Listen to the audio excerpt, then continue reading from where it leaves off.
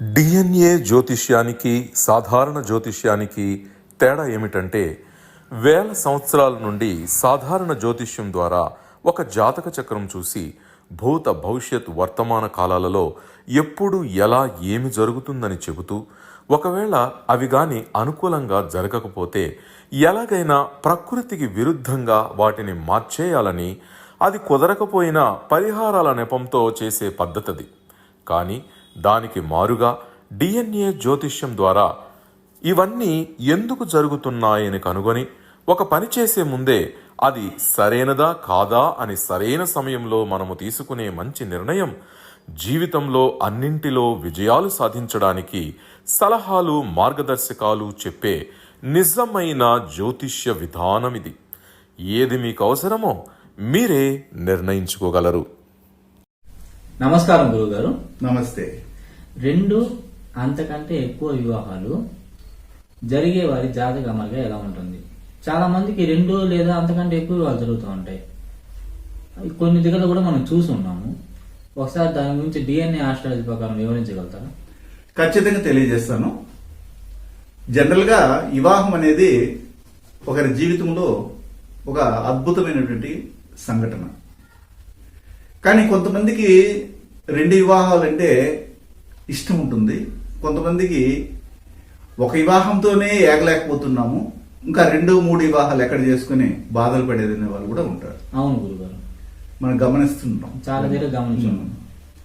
అయితే ఇక్కడ మనం డిఎన్ఏ కాన్సెప్ట్ ని ఇక్కడ అప్లై చేసేటప్పుడు ఏ కాన్సెప్ట్ మనము యూట్యూబ్ ఛానల్లో పెట్టినా గానీ అవన్నీ కూడాను అక్యురేట్ గా 100కు 1000% ప్రపంచ వ్యాప్తంగా ఉన్నటువంటి అందరి యొక్క జాతకాలలో ఇప్పుడు నేను చెప్పిన ఫార్ములా ఎవరెవరికైతే ఉంటుందో వారికి అందరికీ కూడా ఇది వర్తిస్తుందని మనం చెప్తుంటాం. కావాలంటే ఎవరైతే ఈ వీడియో వింటుంటారో వారి కుటుంబ పరంపరలో ఉన్నటువంటి జాతకాలందరూ ముందర పెట్టుకొని నేను చెప్పిన ఫార్ములా కనెక్ట్ అవుతుందా లేదా అని చెక్ చేసుకోవచ్చు. వాళ్ళ కుటుంబంలోనే ఎవరికైనా 2 వివాహాలు జరిగి ఉండొచ్చు. ఒకటి లీగల్ గా జరిగి ఉంటే ఇంకోటి ఇల్లీగల్ గా కూడా కనెక్టివిటీ ఉండొచ్చు. 2 వివాహాలు అంటే డైరెక్ట్ గా లీగల్ అని కాదు, ఇల్లీగల్ గా కూడా జరిగి ఉండొచ్చు. అంటే ప్రేమ వివాహం, ప్రేమని కాదు. ఒక అమ్మాయితో మ్యారేజ్ అయిన తర్వాత రెండో అమ్మాయిని ఎక్కడో ఒక చోట పెట్టి వాళ్ళు గాంధర్వ వివాహము లేకపోతే ఇంకొక వివాహం చేసుకుని ఇంకో చోట మెయింటైన్ చేస్తుంటారు. అది కూడా వివాహం కింద వస్తుంది. మొదటి వివాహం అంటే పబ్లిక్ అందరికీ తెలిసి అందరి యొక్క అనుమతిని పొంది పత్రికలు కొట్టించి మేము పెళ్లి చేసుకుంటాం అనేది ఒక అనుమతి పొందినటువంటి వివాహం. అయితే అనుమతి ఎవరి దగ్గర తీసుకోకుండా వీళ్ళ కోరికల్ని, వీరి యొక్క లస్ట్ ని, వీళ్ళ కామాన్ని తీర్చుకోవడానికి వేరే వాళ్ళతో సంబంధాలు పెట్టుకొని శారీరక ఫిజికల్ అటాచ్మెంట్ అంటారు దీన్ని. దాన్ని పెట్టుకొని వాళ్ళ జీవితాన్ని కొనసాగిస్తారు. అది కూడా 2 వివాహాల కిందకి వచ్చేస్తాయి. ఇంకొకటి ఏమిటంటే వాళ్ళు 2 వివాహాలు చాలవు, 3వ వివాహానికి వెళ్తారు. అయితే ఈ విధంగా 2 అంతకంటే ఎక్కువ వివాహాలు చేసుకునే వాళ్ళు పర్మిషన్ తీసుకుని పోతారు. పూర్వమైతే ఈ పర్మిషన్ అవసరంలే, ఎవరు పడితే వాళ్ళు ఎన్ని వివాహాలను చేసుకోవచ్చు. ఇప్పుడు ఒక వివాహం చేసుకున్న తర్వాత ఆ వివాహం రద్దయిన తర్వాతే 2వ వివాహానికి వెళ్ళాలి. లేదా మొదటి వివాహం చేసుకున్నటువంటి వారితో ఒక అగ్రిమెంట్కి వచ్చి, ఓకే నాకు బిడ్డలు పుట్టలేదు, నాకు ఏదో సమస్య ఉంది, గర్భ సంబంధమైన సమస్యలు ఉన్నాయి, గర్భసంచి సరిగా లేదు, నాకు ఓవరి ఉత్పత్తి కావటం లేదు, పిండం తయారవట్లేదు, అండాలు ఉత్పత్తి అవ్వట్లేదు అనేసి ఆమె పర్మిషన్ ఇస్తే అప్పుడు వేరే వాళ్ళని వివాహం చేసుకోగలరు. ఇలాగా 2 అంతకంటే ఎక్కువ వివాహాలు చేసుకోవడం అనేది అది పర్మిషన్ తో కూడింది. ఇల్లీగల్ అనేది లేదు, అన్ని లీగలే. గురువు గారు, ఒకే కళ్యాణ మండపంలో అక్క చెల్లెల్ని లేదా ఇద్దరిని ప్రేమించి ఉంటారు, అమ్మాయిని. అలాంటి వారిని ఒకే ముహూర్తంలో కూడా పెళ్లి చేసుకుంటారు. ముహూర్తం చేసుకునే వాళ్ళు ఉన్నారు ఇప్పుడు. ఎందుకంటే ఇప్పుడు మన సినిమా స్టైల్ అయిపోయింది. ఎట్లంటే ఒకరికి తెలియకుండా ఒకరిని ప్రేమించడం. ఒక అమ్మాయి ఒక అబ్బాయిని ప్రేమిస్తే ఆ అబ్బాయిని ఇంకొక అమ్మాయి అదే క్లాసులోనూ లేదా అదే బంధుత్వంలోనూ ప్రేమించుంటారు. తీరా తల్లిదండ్రులకి ఒప్పచెప్పి మాకు అతనే కావాలి అని చెప్పేసి అతని మధ్యలో కూర్చొని పెట్టేసి అటువైపు ఇటువైపు అమ్మాయిని కూర్చొని పెట్టి ఒకే ముహూర్తంలో పెళ్లి చేసుకోవడం కూడా జరిగి ఉంటుంది. అయితే అలాంటి కాంబినేషన్ ఏమిటనేది కూడా మనం ఈరోజు చర్చిస్తాం. ఇవన్నీ కూడా కొద్దిగా ఆసక్తికరంగా ఉన్నటువంటి అంశాలు. మొదట ఏమిటంటే ఒకరికి 2 వివాహాలు జరగాలంటే ఒక కాంబినేషన్ ఉంటుంది. ఎవరికి జరుగుతుంది? ఏ కుటుంబాల్లో 2 వివాహాలు అంతకంటే ఎక్కువ వివాహాలు జరుగుతాయి అనేది మనం తీసుకోవాలి. దానికి 2 కర్మ రిజిస్టర్లు అవసరం. ఒకటి సూర్యకర్మ, రెండోది రాహుకర్మ. సూర్యకర్మ నక్షత్రాలు ఏమిటి అని మనకు తెలుసుంటుంది. కృత్తిక, ఆ సూర్యకర్మ నక్షత్రాలు ఏమిటంటే అశ్విని, ఆశ్లేష, అనురాధ, పూర్వభద్ర. మీరేమంటున్నారంటే కృత్తిక, ఉత్తరాషాఢ సూర్యుని అధీన నక్షత్రాల్లో ఉన్నారు. ఇంకా మీరు ట్రెడిషనల్ అస్ట్రాలజీలోనే ఉన్నారు. అర్థమవుతుందా? కాబట్టి మనం ఏం చేస్తామంటే డిఎన్ఏ ఆస్ట్రాలజీ కాన్సెప్ట్ లో వెళ్తున్నాం. ఒకసారి ఇట్లా కన్వర్ట్ అవ్వండి. మైండ్ కొద్దిగా దీనిలోకి ట్రాన్స్మిషన్ అవ్వాలి. ఓకే, అది కూడా జ్యోతిష్యమే కాదంటలేదు, కానీ దాంట్లో అక్యురేట్ రిజల్ట్స్ రావటం లేదు. అందుకని మనం ఏం చేస్తామంటే అక్యురేట్ రిజల్ట్స్ కావాలి అనేసి డిఎన్ఏ ఆస్ట్రాలజీ అనే కాన్సెప్ట్ ని వెలుగులోకి తీసుకొస్తున్నాం. అశ్విని, ఆశ్లేష, అనురాధ, పూర్వభద్ర ఈ 4 నక్షత్రాలు సూర్యుని యొక్క కర్మారిష్టి కలిగిన నక్షత్రాలు. డిఎన్ఏ జెనెటిక్ కనెక్టివిటీ ఉంటుంది. ఒక కుటుంబంలో ఆశ్లేష నక్షత్రంలో ఎవరు పుట్టినా అదే కుటుంబంలో అశ్విని, అనురాధ, పూర్వభద్ర నక్షత్రాలు ఆ వంశంలో కనబడతాయి. కుటుంబం అంటే ఈ రోజుల్లో ఒక ఇంట్లో 4 ఉంటే 4 గురించే ఆలోచించకూడదు. తండ్రి పరంపర అలాగే తల్లి పరంపర 2 వైపుల నుండి చూడాలి. సరే గురుగారు. దాంతో పాటు రాహుకర్మ కూడా తీసుకోవాలి. రాహుకర్మ నక్షత్రాలు ఏమిటి మీకు ఐడియా ఉందా? విశాఖ, పుష్యమి, శతభిషం. ఈ 3 నక్షత్రాలు అంటే మొత్తం మీద 7 నక్షత్రాలు. అశ్విని, ఆశ్లేష, అనురాధ, పూర్వభద్ర, పుష్యమి, విశాఖ, శతభిషం. ఈ 7 నక్షత్రాలలో ముఖ్యంగా 2 అంతకంటే ఎక్కువ వివాహాలు చేసే నక్షత్రాలు 2 ఉన్నాయి. మరి అందులో కూడా గురువు గారు ఇందులో కూడా ఈ 7 నక్షత్రాల్లో కూడా మళ్ళీ 2 నక్షత్రాలు మాత్రం ఎక్కువ వివాహాలు జరుగుతాయి. 2 వివాహాలు పర్టికులర్ గా జరిగేది ఏమిటంటే పూర్వభద్ర నక్షత్రంలో కుటుంబంలో పుట్టినటువంటి వారికి. 2 అంతకంటే ఎక్కువ వివాహాలు జరిగే కుటుంబం పరంపర ఏమిటంటే పుష్యమి అనే నక్షత్రం. ఇది మీకు అండర్స్టాండింగ్ అంటే మన ప్రేక్షకులు కూడాను అర్థమవుతుంది మనం చెప్పే విషయాలు.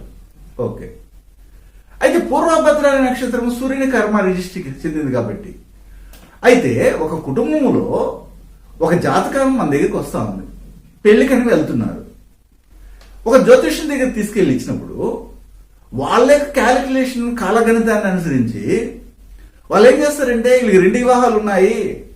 వాళ్ళ క్యాలిక్యులేషన్ ఏంటంటే 7వ స్థానంలో ఎన్ని గ్రహాలు ఉంటే అన్ని పెళ్లిళ్ళు, అన్ని భార్యలు, అన్ని భర్తలు అని చెప్పేస్తున్నారు. లేదా 7వ భావాధిపతి ఎన్ని గ్రహాలతో కలిసి ఉంటే అన్ని పెళ్లిళ్ళు, అన్ని భార్యలు, అన్ని భర్తలు అని చెప్పేస్తారు. నేను అడుగుతాను, నాకు తెలియకుండా ఒక్కోసారి 4వ భావంలో 3-4 గ్రహాలు ఉంటాయి. అప్పుడు వాళ్ళకి 4 తల్లులా 5 తల్లులు ఉంటారా? 9వ భావంలో 4 గ్రహాలు ఉంటాయి. 9 అంటే తండ్రి, అంటే అతనికి 4 లేదా 8 తండ్రులు ఉంటారా? ఎక్కడికి పోతా ఉంది ఈ జ్యోతిష్ శాస్త్ర ప్రమాణం అని అర్థమే కావట్లేదు నాకు. 4వ భావం తల్లి భావము, 9వ భావం తండ్రి భావము కాబట్టి అర్థమవుతుందా? కాబట్టి అదన్నీ కరెక్ట్ కాదు. మేము చెప్పే ఫార్ములాని మీరు బేస్ చేసుకొని చూడండి. లేదండి 7వ భావంలో 2 గ్రహాలు ఉన్నాయండి, అందువల్ల 2 వస్తారండి అంటే మీ జ్యోతిష్ శాస్త్రాన్ని కుప్పతొట్లు వేసేయండి అని నేను చెప్తా. ఎత్తుకోరు, ఎందుకంటే అది కరెక్ట్ కాదు. ఒకవేళ అది కరెక్ట్ అయితే 7వ భావంలో 3 గ్రహాలు ఉంటే 3 భార్యలు లేదా 3 భర్తలు వస్తారని ఉంటే 4వ భావంలో 3 గ్రహాలు ఉంటే 3 తల్లులు ఉంటారా? లేదా 9వ భావంలో 4 గ్రహాలు ఉంటే 4 తండ్రులు ఉంటారా? ఎక్కడికి పోతున్నారు మీ శాస్త్రాన్ని? మీకు అర్థమవుతుందా? కాబట్టి అది కరెక్ట్ కాదు. మనం ఏం చెప్తున్నామంటే కర్మ రిజిస్ట్రీతో కనెక్ట్ చేస్తున్నాం కాబట్టి చెక్ చేసుకోండి. చెక్ చేసుకున్న తర్వాతే మీరు కావాలంటే మా దగ్గర కన్సల్టెన్సీకి రండి. లేకపోతే అలా చెక్ చేసుకుంటూ వచ్చిన నేనే రిజెక్ట్ చేసేస్తున్నా. మీరు చూడలేదు కదా మా వీడియోలు, మీకు మా గురించి ఏం తెలుస్తుందండి? మేము మీకు అపాయింట్మెంట్ ఇవ్వము. మీరు కంప్లీట్ గా మా యొక్క వీడియోలు వినండి, ఒక 10 వీడియోలు వినండి. మా అవసరం ఏర్పడిందా ఫోన్ చేయండి అంటున్నాం. ఇలా ఉంటుంది మాది. మేము అడుక్కోవటంలా రాండి రాండి రాండి అని. మీరు ఒకవేళ అడుక్కున్నా కానీ మేము ఇవ్వటంలా అపాయింట్మెంట్ రియల్ గా చెప్పాలంటే. ఎందుకంటే మీకు మేము చెప్పినా మీకు ఉపయోగపడుతుంది. అది ఇక్కడ ఒకసారి చెప్పించుకుంటారు, ఈయన ఇట్లా చెప్పాడా, సరే ఇంకొకరి దగ్గరికి పోతారు, ఇంకొకరి దగ్గరికి పోతారు. అప్పుడు ఎక్కడా లేకుండా మధ్యస్థంగా ఉండే వాళ్ళు చాలా మంది ఉన్నారు. అవును గురుగారు. అర్థమవుతుందా? కాబట్టి ఇక్కడ రెండు వివాహాలు ఒకరి జాతకంలో ఉందని తెలిసి కూడాను పండితులు ఏం చేస్తున్నారంటే కదలి వివాహం చేసేసేయండి, అరటి చెట్టుకి నరికేసేసి రెండో వివాహం చేసుకోండి అంటారు. మళ్ళీ మొన్న ఒక జాతకం వచ్చింది. నేను చెప్పాను మీకు రెండో వివాహాలు ఉందమ్మా, ఈ మొదటి వివాహం క్యాన్సిల్ అయిపోతుంది, మీరు ఎందుకు ఇలా చేసుకున్నారంటే లేదండి కదలి వివాహం చేశామండి, అది క్యాన్సిల్ అయిపోతుందేమో అనుకున్నామండి, మీరు చెప్పిన తర్వాత తెలుస్తుందండి ఆ కదలి వివాహం అనే పరిహారం పనికిరాదని అని ఆమె బాధపడుతుంది. ఇలాంటి పరిస్థితి. మొన్న ఒక జాతకం వచ్చింది, ఇంకా పెళ్లికి పోతున్నారు, వాళ్ళ దగ్గర ఒక జాతకం చూపించారు పండితుల దగ్గర. వాళ్ళు ఏం చేశారంటే చూసిన వెంటనే మీకు రెండు వివాహాలు ఉన్నట్టుంది, కదలి వివాహం చేసేయండి. ఆమె ఇంతవరకు వివాహమే కాల. ఆ అమ్మాయి జాతకంలో చూసే సంతాన దోషం ఉంది. కదలి వివాహం చేస్తే ఖచ్చితంగా ఆ కుటుంబంలో సంతాన దోషం ఏర్పడిపోతుంది, బిడ్డలు పుట్టరు, గొడ్డుపోతులుగా ఉండాల్సిన పరిస్థితి ఏర్పడుతుంది. ఇలాంటి సమస్యని అది క్రియేట్ చేస్తుంది. ఓకేనా, చెప్పండి. గురువు గారు, ఇప్పుడు వాళ్ళు వెళ్ళి సంప్రదించారు ఒక జ్యోతిష్యుని, ఆయన పరిహారం చెప్పారు, దానివల్ల సంతాన సమస్య ఏర్పడుతుంది. అంతే కదా, పరిహారమే సంతాన దోషాన్ని కలిగిస్తా ఉంది. వాళ్ళు చేసింది ఒకటంటే ఏమిటంటే గాయం ఒక చోట ఉంటే మందు ఒక చోట వేశారు. సరే వాళ్ళు ఏడైనా పోనీలేదు, మనకు అవసరం లేదు. మనం ఏం చేస్తున్నామంటే ఇప్పుడు రెండు వివాహాలు జరగడానికి ఒకరి జాతకం చూసిన వెంటనే రెండు వివాహాలు ఉంది కాబట్టి ఇలాంటి వారితో వివాహం చేస్తే ఈ మొదటి వివాహంతోనే క్లియర్ అయిపోతుంది అనేసి మనం వివాహ ప్రాప్త పొంతనాలని చేసేటప్పుడు కరెక్ట్ గా చేస్తాం. ఆ వివాహ ప్రాప్త పొంతనాలని వివాహ పొంతనాలను సరిగా చూడనటువంటి పండితుల దగ్గరికి వెళ్ళడం వల్ల వాళ్ళు ఏం చెప్తారంటే ఆ పరిహారం ఈ పరిహారం చేసి ఆ పరిహారం పనిచేయకపోగా మళ్ళీ రెండో వివాహానికి వెళ్లాల్సిన పరిస్థితి ఏర్పడుతుంది. అదే మన దగ్గరికి వచ్చినప్పుడు రెండు వివాహాలు అవడానికి పర్మిషన్ ఇస్తా ఉంది. జాతకం అంటే అన్ని మనకి ఇచ్చి చెప్పేది, పర్మిషన్ ఇస్తుంది. చేసే పర్మిషన్ ఉందా లేదా, ఆ పర్మిషన్ ఇచ్చినప్పుడు మనం ఏం చేస్తామంటే ఓహో ఇలా పర్మిషన్ ఇస్తుంది కాబట్టి అది జరిగిపోతుందా అలాగే అంటే అది జరగడం జరగకపోవడం మీ చేతిలో ఉంటుంది. అర్థమవుతుందా? అది తలరాత కాదు, అది మనం మార్చుకోగలడానికి మనము ఒక జీవం ఉన్నటువంటి మనుషులుగా దాన్ని మనం పరిశీలించాలి. అది మనం పరిశీలిస్తాం డిఎన్ఏ ఆస్ట్రాలజీ ప్రకారంగా. కాబట్టి ఇక్కడ ఏం చేస్తామంటే ఆ జాతకంలో 1-7-12 కాంబినేషన్ కానీ 1-7 కేతు కాంబినేషన్ కానీ లేదా 7వ భావాధిపతి డైరెక్ట్ గా వెళ్లి అశ్విని ఆశ్లేష అనురాధ పూర్వభద్రలో కానీ లగ్నాధిపతి వెళ్లి అశ్విని ఆశ్లేష అనురాధ పూర్వభద్రలో కనెక్ట్ అయ్యి ఇలాంటి కాంబినేషన్ ఉంటే వాళ్ళకి రెండు వివాహాలు అవకాశం పర్మిషన్ ఇచ్చింది జాతకం అంటాం. లేదు 1-7 గురువు కాంబినేషన్ కానీ 1-7-9 కాంబినేషన్ కానీ ఉంటే లేదా 7వ భావాధిపతి పుష్యమి విశాఖ శతభిష నక్షత్రాలు కనెక్ట్ అయితే రెండు అంతకంటే ఎక్కువ వివాహాలు జరుగుతాయి అని మనం నిర్ధారణ చేస్తాం. గురువు గారి నుండి డిఎన్ఏ ఆస్ట్రాలజీ ప్రకారంగా మీ జాతక పరిశీలన చేయించుకుని సలహాలు మార్గదర్శకాలను పొందాలంటే మా త్రిశక్తి డిఎన్ఏ ఆస్ట్రాలజీ యూట్యూబ్ ఛానల్లో మరిన్ని వీడియోలు చూసి ఒక అవగాహనకు వచ్చాక మీకు ఉపయోగపడుతుందనిపిస్తేనే ఫోన్ ద్వారా కానీ లేదా డైరెక్ట్గా కానీ అపాయింట్మెంట్ కొరకు సంప్రదించగలరు.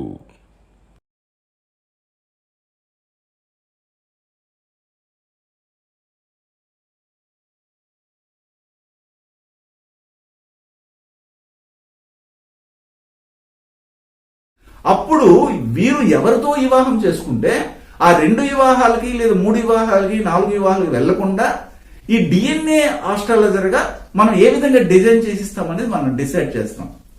చాలా మంది ఏం చేస్తారంటే 2 వివాహాలంటే సంకలు గుద్దుకునే వాళ్ళు ఉన్నారు, 3 వివాహాలంటే సంకలు గుద్దుకునే వాళ్ళు ఉన్నారు, ఒక వివాహానికి ఏడుస్తున్నారు చాలా మంది. అయితే ఆ జాతకం మనకు పర్మిషన్ ఇచ్చి చూపిస్తుంది, ఓకే ఇలా ఉంది నీకు కాబట్టి జాగ్రత్త పడు. కొంతమంది మన దగ్గరకు వస్తుంటారు, పెళ్లి జరిగిపోయి ఉంటుంది, పెళ్లి అయిన తర్వాత మన దగ్గరికి వస్తుంది, ఏమండి మాకు పెళ్లి 6 నెలలు అవుతుంది, 1 సంవత్సరం అవుతుంది, భార్య ఒక చోట భర్త ఒక చోట ఉన్నారు, వీరిద్దరికి విడాకులు తీసుకోవాలనేసి అనుకుంటున్నారు అని వచ్చినప్పుడు మనం ఏం చేస్తామంటే అయితే మీకు రెండవ వివాహం ఉంటే విడాకులకి వెళ్ళమని అంటాం. ఆ రెండవ వివాహమే ఆ జాతకంలో పర్మిషన్ ఇవ్వనప్పుడు విడాకులకి లేవు ప్రయోజనం. అప్పుడు ఏం చేస్తాం, మీకు రెండవ వివాహానికి పర్మిషన్ ఇవ్వటం లేదు కాబట్టి ఆ ఒక వివాహంతోనే ఏగండి, అక్కడే పడి పెరగండి, ఇంక దానికి ఏం ప్రయోజనం లేదని చెప్పేస్తాం. ఒకవేళ మేము రెండవ వివాహానికి వెళ్తున్నామండి, మాకు విడాకులకి మంజూరు అవుతుందా కాదా, ఆ పర్మిషన్ ఉందంటే అప్పుడు 2 జాతకాలు చూస్తాం. చూసినప్పుడు మీ వైపు నుండి పర్మిషన్ ఉంది, ఒకవేళ అమ్మాయి దగ్గర నుండి పర్మిషన్ లేకపోతే ఇది చాలా వరకు ప్రొలాంగ్ అవుతుందండి, అయ్యే అవకాశం తక్కువ ఉంది, మీరు కాంప్రమైజ్ అయ్యింది అంటాం. ఇది మన సలహాలు ఇస్తున్నాం. అంటే అలాగే జరిగిపోతుందా అంటే అలాగే జరగకుండా మనం ఆపడానికి ప్రయత్నం చేస్తాము. అలాగే జరిగిపోతుందంటే విధి తలరాతని ఎవరు మార్చలేరు అనేసి ఇంకొక గ్రూప్ చెప్తా ఉంటుంది. దాన్ని మార్చాలనేసి ఏమైనా చేయాలంటే పరిహారం చేసినంటారు. విధిని తలరాతని మార్చలేము అని చెప్తూనే మరోవైపు పరిహారం కూడా చేసేయండి అని చెప్తుంటారు. అంటే బిజినెస్ చేయడానికి. ఆ బిజినెస్ అయితే మనం చేయట్లేదు, పరిహారాలు చెప్పడం లేదు. మనం రెండు పరిహారాలు చెప్తామండి. ఒకటి ఏమిటంటే ముఖ్యంగా కులదేవతను ఆరాధన చేయమంటాము. రెండోది ఏమిటంటే పితృకులని ఆరాధన చేయమంటాం. ఈ రెండు చేసుకుంటూ మీరు ముందుకెళ్ళండి అంటాం. కొంతమంది ఏం అడుగుతారంటే 2 వివాహాలు పర్మిషన్ ఉంది, అయితే అప్పుడు దీన్ని క్యాన్సిల్ చేయడానికి మేము పరిహారం చేసేసాము, ఇప్పుడు దాని ఎఫెక్ట్ ఎలా ఉంటుందంటే మీరు చేసిన కర్మకి ఖచ్చితంగా ఫలితం అనుభవించాల్సింది. మేము కదలి వివాహం చేశామండి, దాని ఫలితం ఏమైనా ఉంటుందంటే మీరు చేసిన పనికి మాలిన పని. కదలి అంటే ఏమిటంటే ఒక అరటి చెట్టుని నాటి నరకడం. అరటి చెట్టు పక్కన ఒక 3-4 నెలలకి అరటి చెట్టు మొలిస్తే దాని పక్కన పిల్లలు వస్తాయి. అంటే సంతానాన్ని ఇచ్చే వృక్షం అది, మొక్కది, అది గురువుతో సమానము. అప్పుడు మీకు పెళ్ళైనా కానీ సంతానం కలగదని అని చెప్తారు. అదే నిజం, అదే సైన్స్ చెప్తుంది. వీళ్ళు దానికి వ్యతిరేకంగా, ప్రకృతికి వ్యతిరేకంగా వీళ్ళు చేస్తున్నారు. కాబట్టి 2 కాంబినేషన్స్ ఇక్కడ మనము మాట్లాడతాము. ఒకటి ఏమిటంటే 2 వివాహాలు చేయగలిగే గ్రహం కేతువు, 2 అంతకంటే ఎక్కువ వివాహాలను చేయగలిగే గ్రహం వచ్చి గురువు. 2 వివాహాలను చేసే కాంబినేషన్ వచ్చి 1, 7, 12 కాంబినేషన్. అంటే 12వ భావం, 12వ భావాధిపతి, 7, 1 అంటే 1, 7, 12, 1, 7 కేతు. ఇది 2 వివాహాలు కంపల్సరీగా చేస్తుంది. అందులో లీగల్ కావచ్చు, ఇల్లీగల్ కావచ్చు. సెకండ్ వివాహం 1, 7, 9, 1, 7 గురు కాంబినేషన్. ఇది 2 అంతకంటే ఎక్కువ వివాహాలు, 30 వివాహాలు అయినా కానీ 1, 2 అంతకంటే ఎక్కువ వివాహాలు కిందకి వస్తాయి. కొంతమంది 49 వివాహాలు చేసుకున్న వాళ్ళు కూడా మనం పేపర్లో చూసాము. అలాంటి వాళ్ళు కూడా మనకి ఒంటరి వరల్డ్గా ఉన్నారు. అలాంటప్పుడు వాళ్ళకి ఏమిటి రాహుకారం ఉంటుంది. అయితే ఇవన్నీ కూడా లీగల్ గా జరిగి ఉంటాయి. గురువు గారు, నాకు సందేహం, ఈ రాహుకర్మ అనేది ఆడవారికి కూడా ఉంటుందా? ఆడవారికి అయితే మగవారికి తేడా ఏం లేదు. వీళ్ళిద్దరికి ఏమైనా డిఫరెన్స్ ఉంటుందా? ఏమి డిఫరెన్స్ ఏం లేదు. ఆడవాళ్ళకి మగవాళ్ళకి కర్మలు మారవు, ఎవరైనా అనుభవించాల్సిందే. ఆడవాళ్ళకి రాహుకర్మ ఉన్నా అలాంటి పరిస్థితే, మగవాడికి రాహుకర్మ ఉన్నా అదే పరిస్థితే. దీంట్లో ఏమి జెండర్ డిఫరెన్స్ ఏం లేదు. గురువు గారు, మగవారికి రాహుకర్మ ఉంది, ఆడవారికి రాహుకర్మ ఉంది. ఈ వీళ్ళిద్దరు పెళ్లి చేసుకుంటే ఏం జరుగుతుంది? ఇద్దరు కూడా ఏమిటంటే ఆశపోతులుగా ఉండి ఒక రోజు కానీ ఇంట్లో ఉండరు, ప్రపంచానికి చుట్టాలనుకుంటారు, తిరిగి తిరిగి వస్తారు. అంతేకాకుండా వారి ఆశ చచ్చిపోయేంత వరకు ఆగదు. అంటే ఏమిటంటే టాస్క్ ఇన్కంప్లీట్ అన్నట్టుగా చాలదు చాలదు చాలదు అనేసి పని తీపిస్తుంటారు.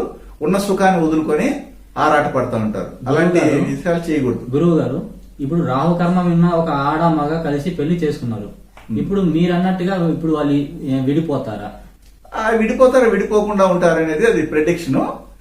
అది వాళ్ళ దాని మీద నిర్ణయించబడి ఉంటుంది. విడిపోతారా విడిపోరా అనేది క్వశ్చన్ కాదు, అది ప్రెడిక్షన్ కిందకి వెళ్తుంది. ఆ ప్రెడిక్షన్ జోలికి మనం వెళ్ళటం లేదు కదా. ఇప్పుడు మీకు ఇంకో క్వశ్చన్ అడిగారు. ఇద్దరికి రాహుకర్మ ఉంది కదా సార్ గురువు గారు. సరే, అది వదిలేండి. ఇద్దరికి ముగ్గురు కూడా ఉన్న రాహుకర్మ ఏమి ఇప్పుడు సమస్య ఏంటి? మీ క్వశ్చన్ ఏంటి? నా క్వశ్చన్, ఇద్దరు కలిసి ఉంటారా విడిపోతారా? అది ప్రెడిక్షన్. అది వాళ్ళని అడగాల, పండితుల్ని. ఎవరిని? మహాపండితుల వాళ్ళని అడగాలి. ప్రెడిక్షన్ అనేది మనం విడిపోయేది విడిపోకుండా పోయేది మన చేతిలో ఉంటుంది. ఖచ్చితంగా విడిపోతారా విడిపోకుండా ఉంటారనేది మనం చెప్పకూడదు. అసలు అది అబద్ధము. ఒకరి పెళ్లి జరుగుతుందా జరగదా, వాళ్ళకి బిడ్డలు పుడతారా బిడ్డలు పుట్టరు అనేదే లేదు. అలాంటప్పుడు ఎప్పుడు పుడతారు ఎప్పుడు పెళ్లి అవుతుంది అనేది క్వశ్చన్కి ఛాన్స్ లేదు కదా. అంటే వీళ్ళు క్రియేట్ చేసింది అదంతా కూడా. ఇప్పుడు అదే విధంగా ఏమిటంటే మీరు అడిగిన క్వశ్చన్ ఇంకొకటి రీజనబుల్ గా ఉన్న క్వశ్చన్ ఒకటి గుర్తొస్తా ఉంది. అదేమిటంటే ఒకే సమయంలో ఒక అతను 2 అమ్మాయిలకి తాళి కట్టడం గాని పెళ్లి చేసుకోవడం అని అడిగారు. దానికి కూడా ఇక్కడ రాహుకర్మ సూర్యకర్మ కనెక్ట్ అవుతుంది. అలాంటి జాతకాలు మన దగ్గరికి పెద్దగా రాలేదు. ఒక 200, 300, 500 జాతకాలు ఒకేలాగా ఉంటే అప్పుడు వాళ్ళ కాంబినేషన్ అయితే చూడొచ్చు. మోర్ దాన్ 2 మ్యారేజెస్ అంటేనే అక్కడ రాహుకర్మ కనెక్ట్ అయినట్టుగా మనం భావిస్తాం. ఓకేనా? ఇంకేమన్నా ఉందా? అయిపోయినాయి కదా అన్ని. చాలా బాగా చెప్పారు గురువు గారు. ఈ వీడియో చూసిన ప్రేక్షకులకి ఇది చాలా ఉపయోగపడే విషయము. ధన్యవాదాలు. శుభం.